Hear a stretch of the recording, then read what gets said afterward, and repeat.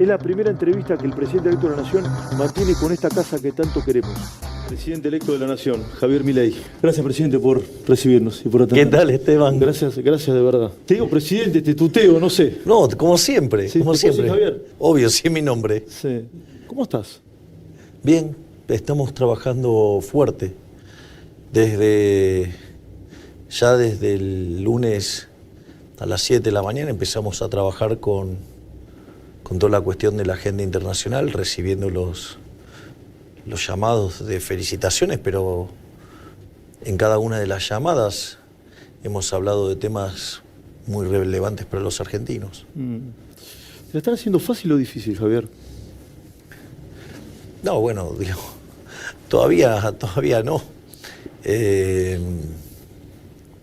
Porque digamos, la única jugada un poco criticable después se aclaró, ¿no? O sea... Lo de Massa, decís vos. Sí. Digamos, yo igual cuando me lo preguntaron le puse un reparo en términos de que básicamente podía obedecer a la emoción del momento, en un momento negativo, y que podía haber una reacción de esas características. Así es que nada, pero después se aclaró, así es que en ese sentido te diría que nada, que esto, digamos, ya se encauzó. ¿Hablaste con Massa? No, con él no volví a hablar desde el día de la elección. ¿Y cómo fue el encuentro hoy con el presidente de la Nación? Extenso, por lo entendido. No, sí, fue de 2 horas y media, fue muy cordial. Hablamos sobre aspectos de la transición, hablamos de asuntos de política interna, de política exterior y básicamente de cuestiones vinculadas a lo social. Estuvimos hablando bastante de economía, él me dio su apreciación, yo, digamos, le dije que no compartía, que tenía la mía, pero siempre es valioso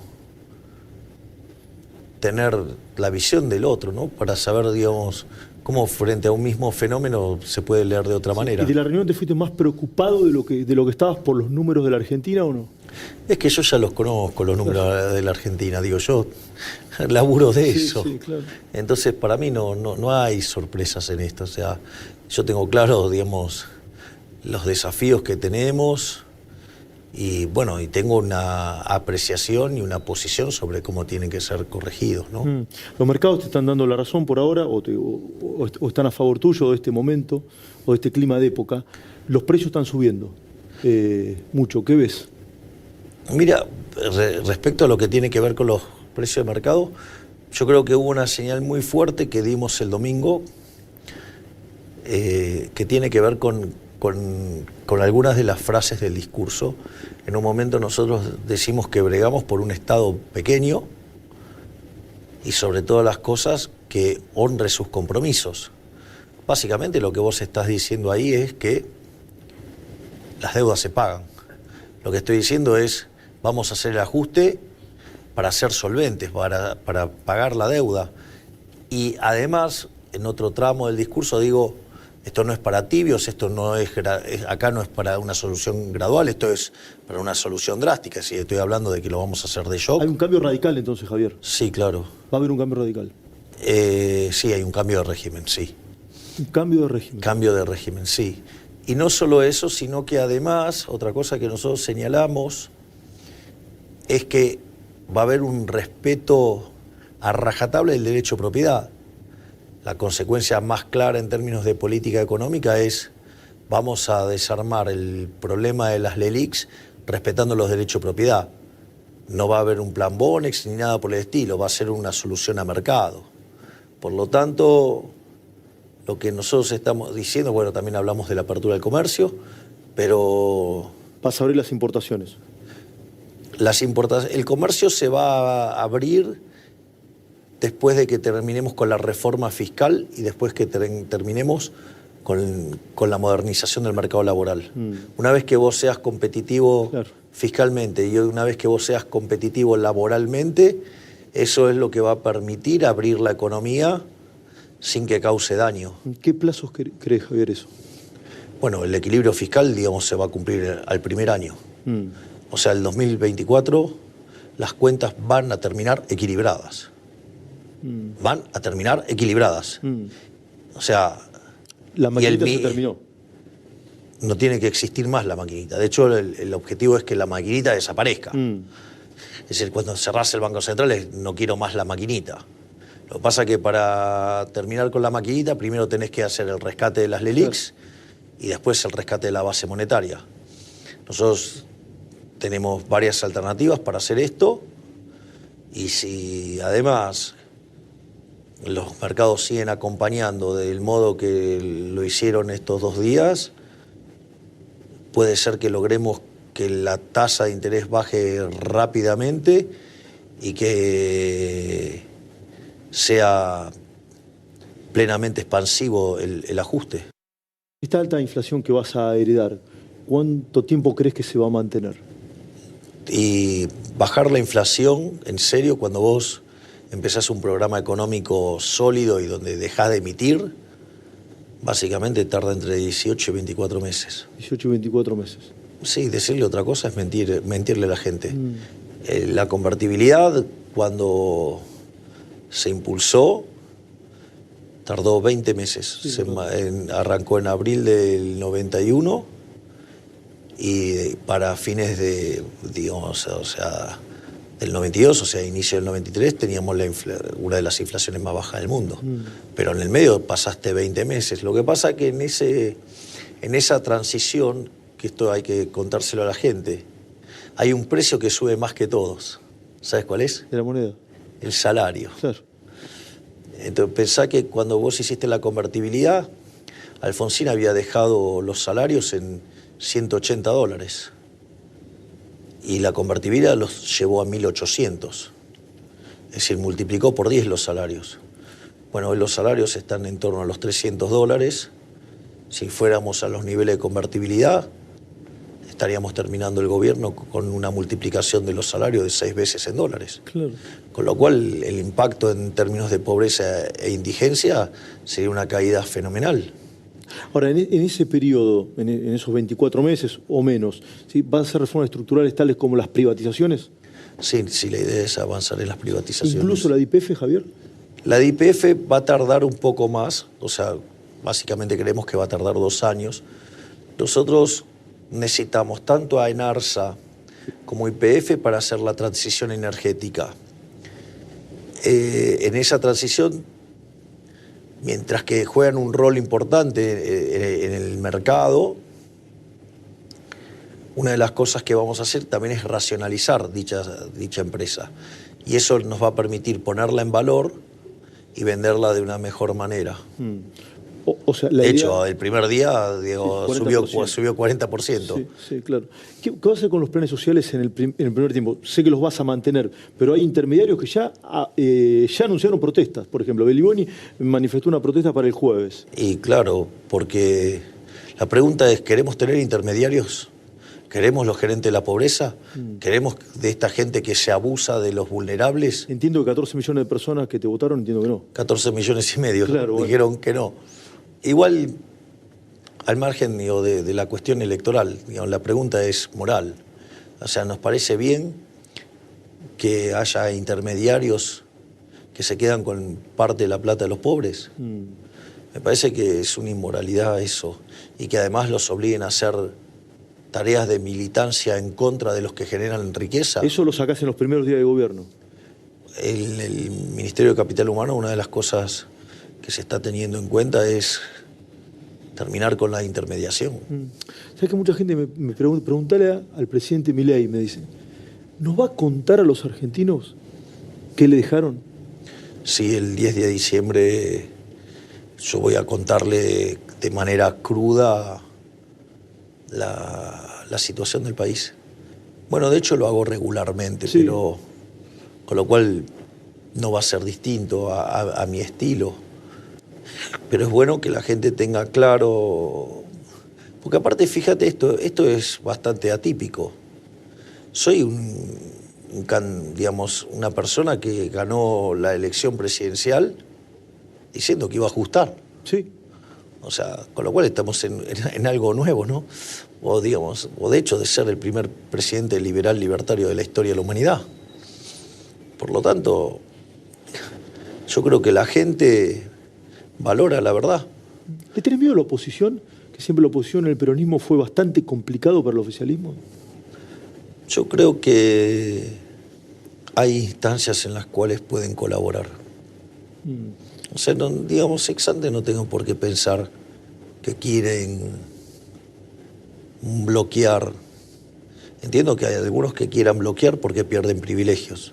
Lo entiendo, pero... Pero es un espíritu democrático.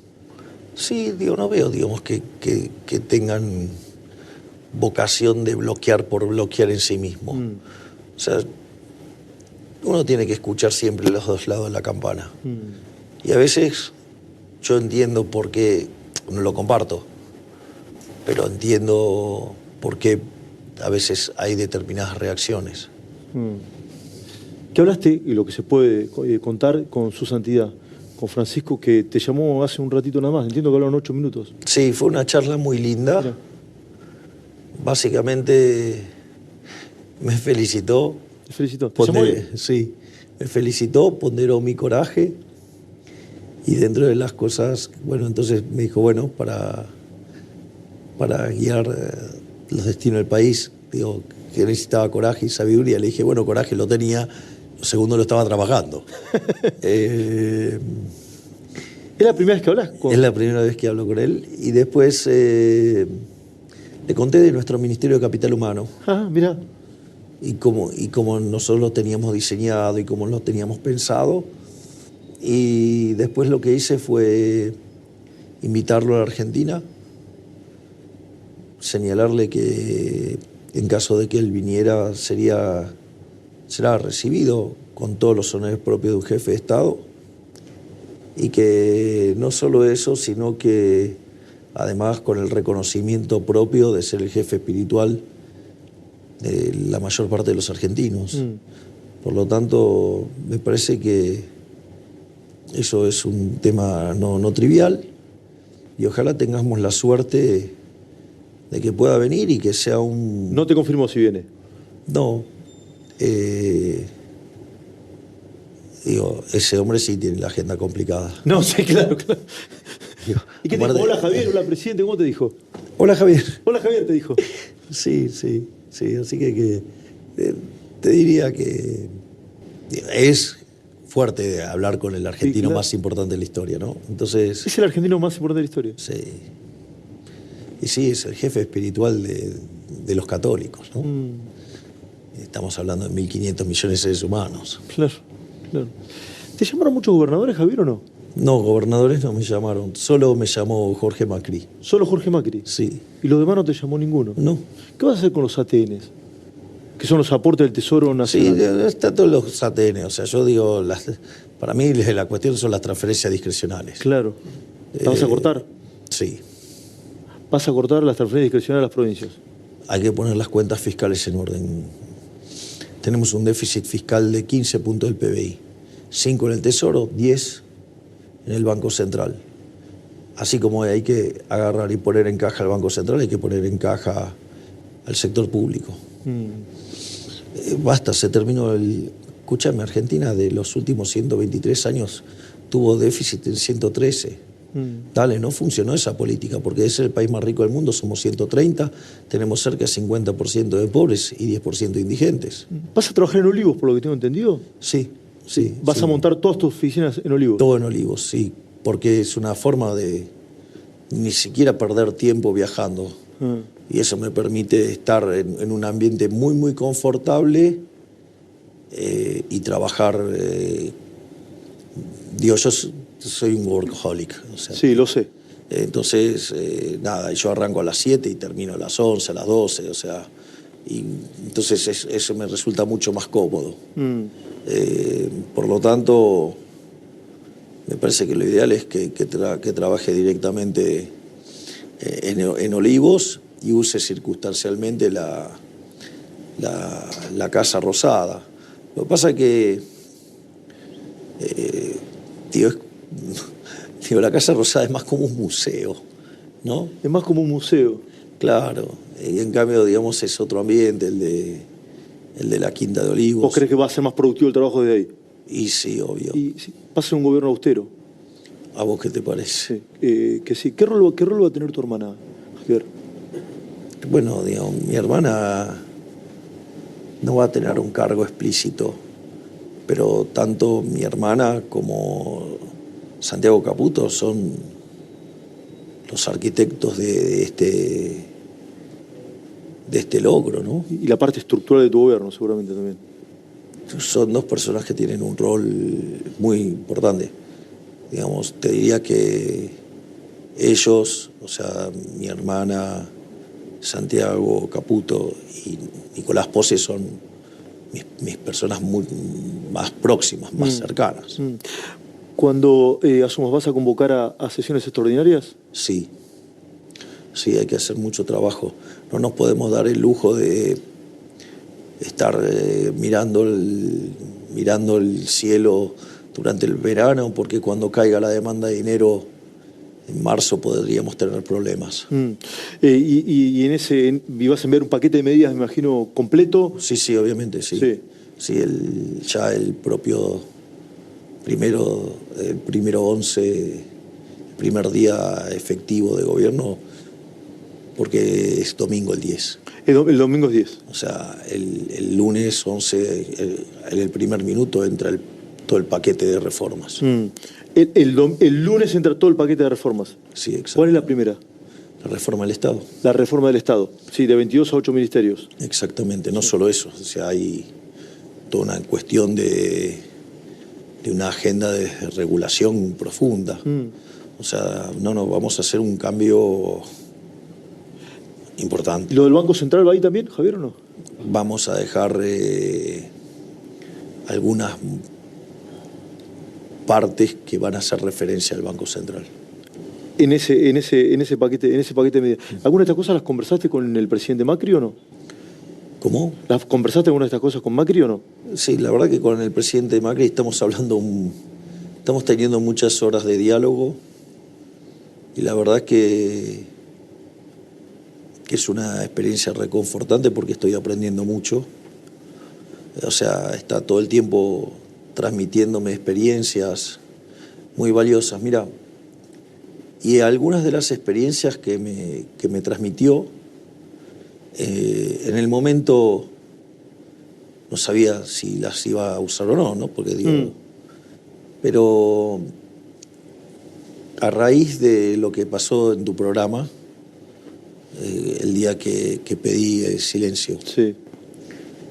Él me dijo que bueno, con esas cosas tenía que tener cuidado porque en realidad yo estoy escuchando lo que pasa, pero como no hay micrófonos del otro lado, claro, la gente no escucha eso.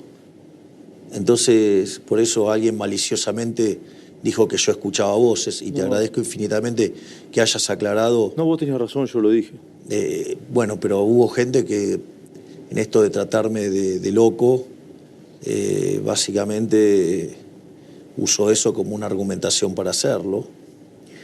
Entonces lo que me contaba Macri es que cuando él tuvo que dar los discursos en la Cámara de Diputados, que le gritaban y decían de todo y que nada, él tenía que seguir porque él tenía el micrófono abierto y los otros no. Claro. Entonces si él se ponía a hablar o decir cosas o a contestarle, quedaba como un loco. Y mirá que él me hizo ese comentario desde lo humano, para evitar situaciones como las que estábamos mencionando. Y mirá qué importante fue, porque el día del debate, Massa, en realidad no Massa, digamos, sus asesores brasileros, tenía los tosedores, justamente para perturbarme al momento que yo hablaba. Y es más, cuando hice el cierre, mi frase, mi reflexión final en el debate, estaban tosiendo todos juntos. Y gracias a esa experiencia que me había comentado el presidente Macri, lo pude resolver a lo largo del debate, de todo el debate, y muy especialmente en ese momento. Por último, Javier, Tengo que ir cerrando porque sé tu tiempo, sos el presidente de la nación electa y tienes una agenda muy, muy importante. Y obviamente es responsable también cerrar la entrevista para que sigas trabajando. Ayer dije en mi programa que el pueblo dejó de ser peronista, así lo marcan los datos, y que hoy el pueblo es liberal. ¿Hay un pueblo liberal, Javier? Me parece que las ideas de la libertad es de todos los argentinos y que conforme vayan viendo los beneficios de vivir en libertad, cada vez van a ser más populares. Porque en el fondo las ideas de la libertad fueron creadas para salir del yugo opresor, claro, de los tiranos que ocupaban el Estado, ¿no? Así es que en ese sentido, casi que te diría que la naturaleza humana conduce al liberalismo. Casi como que la naturaleza futbolística conduce al bilardismo. Contame eso contame eso y me voy, me lo dijiste en la previa. Me decía, vos te lo tengo que contar, pelado. No, porque yo para el resultado. El sábado a la noche mandé un tuit que decía bilardismo 101. Sí. Porque me estaba llegando encuestas y daban unos números que... Entonces decía, bilardismo 101. Y a lo largo del día me van llegando números y yo decía, cada vez que veía números tan buenos, agarraba y los tiraba, decía, no, esto está mal. Con mi hermana decíamos, este está mal. Entonces solamente nos quedábamos con los menos buenos. Y después, bueno, nos negábamos a ver números que daban mejor que 3. Y terminó siendo más 12. Terminamos sacando el porcentaje más grande de la historia de la Argentina. Vos me comentaste que sacamos el diferencial más grande de un balotaje en América Latina. Bueno, hay algo positivo en eso, hay un mandato, o sea, la sociedad quiere el ajuste y que ese ajuste lo pague la política y además quiere vivir en libertad, quiere terminar con la inflación y quiere terminar con la inseguridad. Entonces, yo imagino que el resto de la política entenderá que eso es un cambio de época y que si no lo hacemos, la gente no lo va a tomar a bien. Así que mejor que lo hagamos de la manera más ordenada posible, porque si hay resistencia a ese cambio, el cambio va a tomar lugar y de todas maneras, y algunas dinámicas de mercado a veces pueden ser un poco abruptas, por lo tanto hay que corregir las cosas donde está el desequilibrio. Si la madre de todos los males de Argentina es el desequilibrio fiscal, pongamos las cuentas fiscales en orden, hay esperanza. Gracias, señor presidente. Gracias, Javier Milei. Gracias, señor periodista. Gracias. Entonces, porque sos un señor periodista. Gracias, Javier. Gracias.